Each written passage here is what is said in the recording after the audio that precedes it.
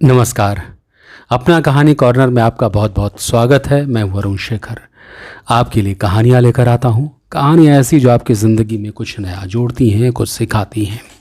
ऐसी ही एक कहानी लेकर आया हूँ आज। उसके लेखक हैं यशपाल और कहानी का नाम है दूसरी नाक।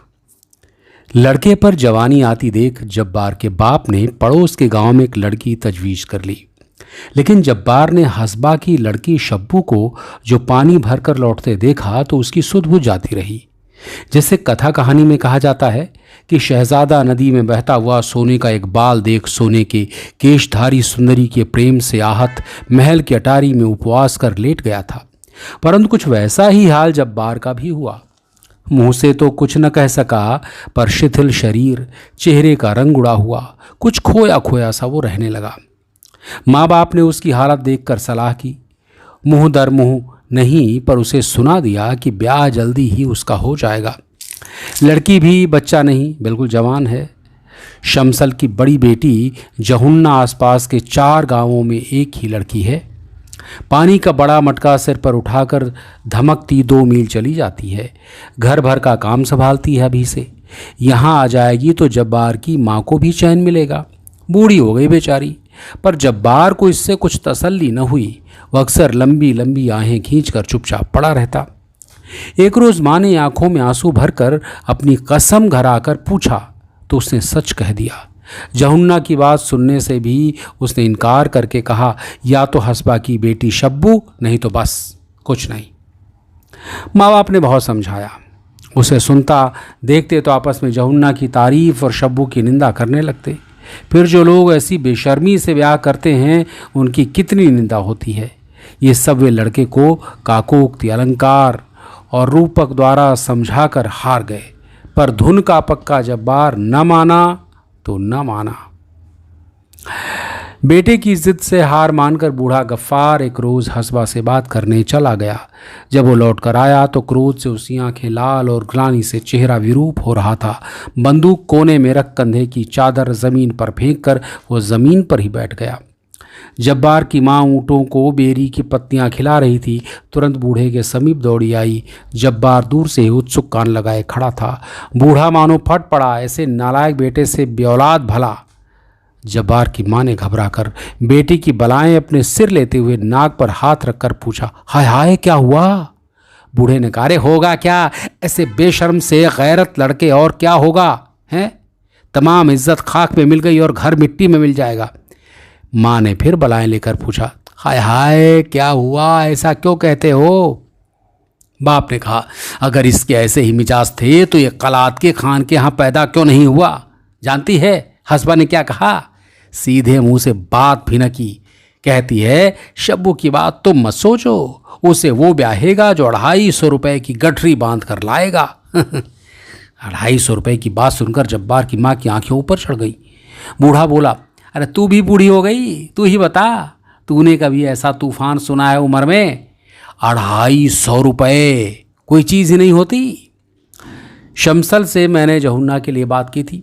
उसने लड़की के 80 मांगे थे, आखिर 60 पर तैयार है। उसकी लड़की भी एक आदमी है और वो बजात मांगता है 250। और फिर तू बूढ़ी हो गई, तू ही बता। रंग ज़रा मैला हुआ तो क्या, और ज़रा साज हुआ तो क्या, औरत औरत सब एक। तुझे अपने काम से मतलब कि रंग से? अभी 6 महीने नहीं हुए इसके लिए बंदूक खरीदी थी तो ऊँट बेचा था। 250 रुपये उम्र भर में कमा तो नहीं पाएगा हैं? और शान ये है। अच्छा तू ही बता, इतनी बूढ़ी हुई 250 रुपये कभी औरत के दाम सुने हैं? 250 रुपये में तो फिरंगी की तोप खरीदी जाती है। जब्बार ने सुना और आह को सीने में दबाकर करवट बदल ली। इकलौते बेटे का यूं दिन रात बिसूरना माँ बाप से देखा न गया। बूढ़े ने कहा, मेरा क्या है, पका फल हूँ, कब टपक पड़ूँ, जो कुछ है इसी के लिए है। रोज़ी का सहारा ये 2 ऊँट हैं, ये भी जाएंगे तो फिर खुद ही फिरंगियों की सड़क पर रोड़ी कूटने की मजदूरी करेगा। लोग यही कहेंगे कि गफ्फार का बेटा मजदूरी करने लगा, सो इसकी किस्मत। मैं क्या सदा बैठा रहूँगा? आखिर दोनों ऊँट भी बन्नू के बाजार में बेच दिए गए और शब्बू जब्बार की बहू बन के घर आ गई। शब्बू को इस बात का कम गर्व नहीं था कि उसकी कीमत गिनकर 250 रुपये चुकाई गई है। पानी भरने जाती तो आधा ही घड़ा लेकर लौटती, वो भी लचकती बल खाती। पड़ोस की मीरन ने समझाया, ऐसा नखरा ठीक नहीं, मर्दों को काम प्यारा होता है। किसी रोज ऐसी मार पड़ेगी कि कमर सदा को लचक जाएगी। अपनी कान तक फैली आंखें मटका कर और हाथ का अंगूठा दिखाकर शब्बू ने कहा, मेरे बाप ने 1220 और 10 रुपए गिनकर मुझे मार खाने को ही तो यहाँ नहीं भेजा है, हैं? कोई मुझे हाथ तो लगाए। अरे तेरा क्या है, तेरे मर्द ने 3 बीसे में तुझे लिया है, लंगड़ी लूली हो जाएगी तो एक और सही। गजब की शौक और शौकीन थी शब्बू। वो काले मखमल की बास्कट पहनती जिसकी सिलाइयों पर सीप के 300 बटन टके थे, अपने बालों में मक्खन लगाती और बाहर जाने से पहले पानी का हाथ लगाकर उसे संवार लेती। महीने में 2-2 बेर अपने बाल धोती। जब्बार की माँ ये सब देखती और नाक पर हाथ रखकर पड़ोसिन से कहती, देखो तो 250 रुपये देकर ब्याह किया, पर मुझे क्या आराम मिला है, इसे तो अपने नखरों से ही छुट्टी नहीं। बूढ़े ने बेटे को समझाया, जवानी की तेरी उम्र है, कुछ कमाई अब नहीं करेगा तो कैसे निभा होगा। यूं घर बैठा रहना क्या तुझे सुहाता है। रोज़ी का एक जरिया मेरे ऊँट थे, सो तेरे ब्याह में ख़त्म हो गए। अब भी तू कुछ नहीं करेगा तो क्या मैं परदेश जाकर मजदूरी करूँगा। मन मार कर जब्बार को कमाई करने बन्नू जाना पड़ा, लेकिन मन उसका गांव में ही रहता। पूरा सप्ताह जब्बार को बन्नू गए नहीं हुआ था कि वो शब्बू की याद से केवल बेकल एक दिन आधी रात में उठ अपने गांव चल दिया। 16 मील चलकर जब उसे उषा के अस्पष्ट लाल आभा में पहाड़ी पर अपने गांव की छतें दिखाई दी तो ठिठक गया। अपने गांव की क्रुद्ध मूर्ति और पड़ोसियों की लांछना के विचार से उसके पैरों में बेड़ियां डाल दी। वो एक चट्टान पर बैठकर अपने घर के दरवाजे की ओर देखने लगा। उसने सोचा, पानी भरने शब्बू निकलेगी तब वो उसे आंख देख सकेगा। बावड़ी पर चलकर बैठूं, शब्बू पानी भरने आएगी तो उससे 2 बातें करके लौट जाऊंगा। शब्बू पानी लेने आई तो 2 सहेलियों के साथ। जब्बार 30 कदम पर एक पत्थर की ओट में बैठ धड़कते हुए दिल से देखता रहा, पर एक शब्द बोल न सका। अरे बोलता कैसे, वो दोनों पड़ोसिनें बदनाम कर देती। दिल पर पत्थर रखे जब्बार देखता रहा। शब्बू सहेलियों से चुहल करती मटकती लौट गई। जब्बार आहें भरता बन लौट गया। जब्बार के बिरह की आग में ईर्ष्या का घी पड़ गया। उसने सोचा, देखो मैं यहाँ परदेश में अकेला मर रहा हूँ और वो वहाँ मौज करती है, उसे मेरा ज़रा भी गम नहीं। औरत की ज़ात में वफा नहीं होती। 8-10 दिन बाद ये फिर रातों रात सफ़र कर शब्बू को एक पलक देख सकने और एक चुंबन पा सकने की आशा में गांव की बावली पर आकर बैठ गया। परंतु अब वो अकेली नहीं आई, पड़ोस की 3 सहेलियों के साथ अटखेलियाँ करती आई। जब्बार उसकी बात को कान लगाकर सुन रहा था। मीरन ने शब्बू की ठोड़ी छूकर कहा, हाय रे तेरा नखरा, गांव के छैले तुझ पर जान दे रहे हैं, कसम तेरे सिर की। शब्बू के चेहरे पर गर्व से सुरूर छा गया। वे पानी लेकर लौट रही थी। जब्बार की छाती पर मानो 100 मन का पत्थर आ गिरा, पर बेबस था। अब उसके मन में संदेह का अंकुर और जमा। संदेह मनुष्य के हृदय में आकाश बेल की तरह बढ़ता है। उसके लिए जड़ या बुनियाद की भी ज़रूरत नहीं, वो कल्पना के आकाश में ही पुष्ट होता है। संदेह को निश्चय का रूप लेते देर नहीं लगती। गांव में ऐसे कई लौंडे लुंगाड़े हैं जिन्हें फितूर के अलावा कुछ काम न था। रहमान और अब्बास से हर एक बात की आशा रखी जा सकती थी, और फिर यदि कुछ दाल में काला नहीं है तो मीरन ऐसे चर्चा क्यों कर रही थी। और शब्बू की ये चटक मटक किसके लिए है। देखो, उसे मेरा ज़रा भी गम नहीं और मैं मरा जा रहा हूँ।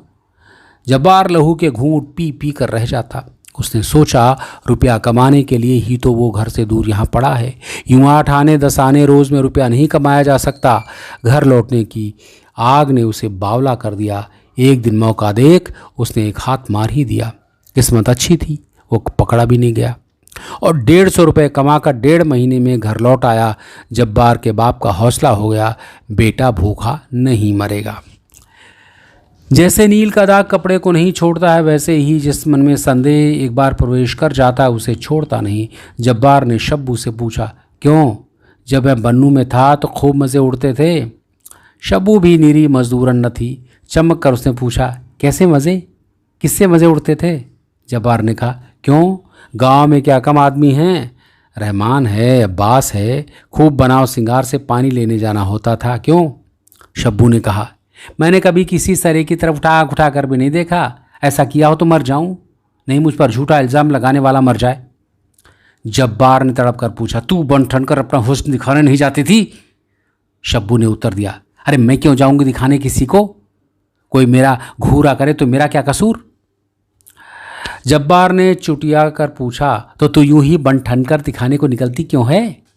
अपने सौंदर्य के अभिमान में सिर ऊंचा कर शब्बू ने कहा, मैं क्या करती हूं? हैं? क्या मुंह काला कर लूं? मैं जैसी हूं वैसी हूं। जब्बार बड़े यत्न से शब्बू की चौकसी करने लगा। वो शब्बू से 100 कदम दूर पर भी आदमी देख पाता तो उसे यही संदेह होता कि उससे आंख लड़ा रही है। कुछ दिन में उसका खाना पीना हराम हो गया।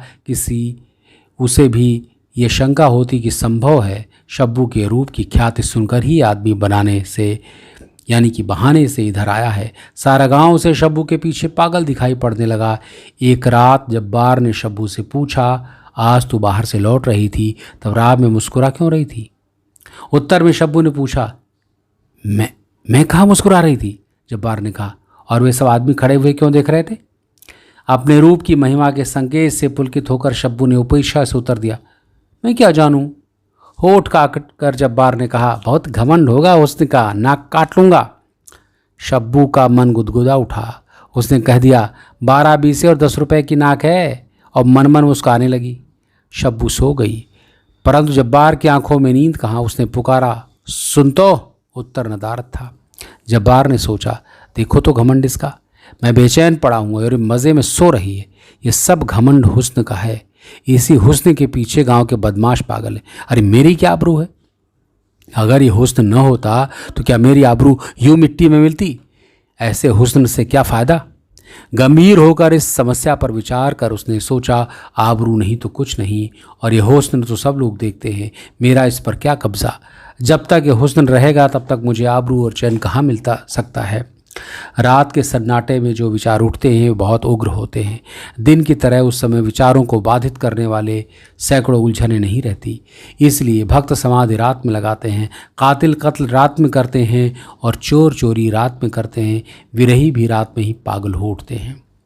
जब्बार अंधेरे में आँख खोले शब्बू के रूप के कारण होने वाले सब अनर्थ पर विचार कर रहा था। वो अनर्थ उसे अपरिमेय जान पड़ा। उसे सहन करना बिल्कुल संभव न था। उसने सिरहाने से पैना छुरा उठाया और अंधेरे में टटोलकर शब्बू की नाक पकड़ ली। एक ही झटके में नाक काटकर उसने फेंक दी। शब्बू चीख उठी। जब्बार की माँ उठकर दौड़ी। रोशनी जलाई गई। पड़ोस के लोग दौड़ आए। जब्बार का बाप गुस्से में गालियां दे रहा था और दूसरे लोग इलाज बता रहे थे। एक बुढ़िया ने चिल्लाकर कहा, अरे जल्दी से कोई भेड़ बकरी का ताज़ा ताज़ा गरम गरम जिंदा गोश्त का टुकड़ा काटकर नाक पर रखो, नहीं तो लड़की मर जाएगी। जब्बार की माँ ने घबरा कर पूछा, इस वक्त भेड़ बकरी कहाँ? बुढ़िया ने उत्तर दिया, तो तुम जानो। जब्बार खड़ा सुन रहा था। शब्बू की नाक उसने इसलिए काटी थी क्योंकि केवल उसी की होकर रहे। दूसरों की आंख उस पर पड़ना भी उसे सहा न जा सकता था। वो शब्बू को केवल अपने ही लिए रखना चाहता था। दूसरे की आंख उस पर पड़ने से उसके दिल पर घाव लगता था। उसके मर जाने की संभावना सुन उसका दिल दहल गया। जिंदा गर्म गोश्त नहीं मिलेगा तो क्या? उसने वही पैना छुरा उठाया और अपनी जांग से जिंदा गर्म गोश्त का टुकड़ा काटकर शब्बू की नाक पर धर दिया। जब्बार के माँ बाप बिल्कुल पागल उठे। दूसरे लोग हैरान रह गए। शब्बू के चेहरे पर घाव के दर्द के बारे खाट पर पड़ी कराहती रही और जब्बार जांग में पट्टी बांधे खाट की पटिया पर बैठा शब्बू के चेहरे पर से मक्खियां हाँका करता। जख्म के कारण शब्बू का तमाम चेहरा सूज गया। पानी का घूंट तक निकलना उसके लिए दूभर हो गया। तिस पर बुखार। यह हालत देखी तो जब्बार ने उसका इलाज बन्नू के फिरंगी डॉक्टर वाले अस्पताल में कराने का निश्चय किया। स्वयं बड़ी कठिनाई से उछल पाता था, परंतु एक रात जब सब लोग सो रहे थे उसने शब्बू को कंधे पर उठा लिया और बगल में लाठी लेकर वो बन्नू के लिए चल पड़ा। वो कुछ दूर चलता और सुस्ता लेता। कपड़ा भिगोकर पानी की बूंदें शब्बू के मुंह में टपकाता जाता। 5वें दिन वो लोग बन्नू के अस्पताल में पहुंच गए। 20 रोज में शब्बू का जख्म भर गया और उसकी तबीयत ठिकाने आ गई। नाक न रहने पर हवा होठों की अपेक्षा नाक के छेद से अधिक निकल जाती। स्वर बिल्कुल नक्की हो जाता। उसी स्वर में मिनमिना कर शब्बू ने कहा, मेम साहब कहती हैं बिलायत से रबड़ की नाक मंगवाई जा सकती है। जब्बार ने घबरा कर उत्तर दिया, बस रहने दे, हमें नाक नहीं चाहिए। मुझे तू बिना नाक के ही भली मालूम होती है। मुझे क्या नाक और को दिखानी है? शब्बू उदास हो गई। उसने खाना खाने से इनकार कर दिया। जब्बार के लिए बड़ी भयंकर समस्या पड़ी। उसने सोचा, बुरा हो इस मेम का, मैंने एक नाक काटी थी, वो दूसरी बनाने को तैयार है। जब 2 दिन शब्बू ने खाना नहीं खाया तो जब्बार ने रबड़ की नाक की कीमत 40 रुपये डॉक्टर के यहाँ जमा करा दी, पर शर्त ये रही कि शब्बू नाक लगाएगी ज़रूर, लेकिन गैर मर्द अगर उसे घूरने लगे तो झट नाक उतार कर जेब में डाल ले। तो ये थी यशपाल की कहानी दूसरी नाक। कैसी लगी आप ज़रूर बताइएगा। फिर मुलाकात होगी किसी नई कहानी के साथ। तब तक अपना ख्याल रखिए। नमस्कार।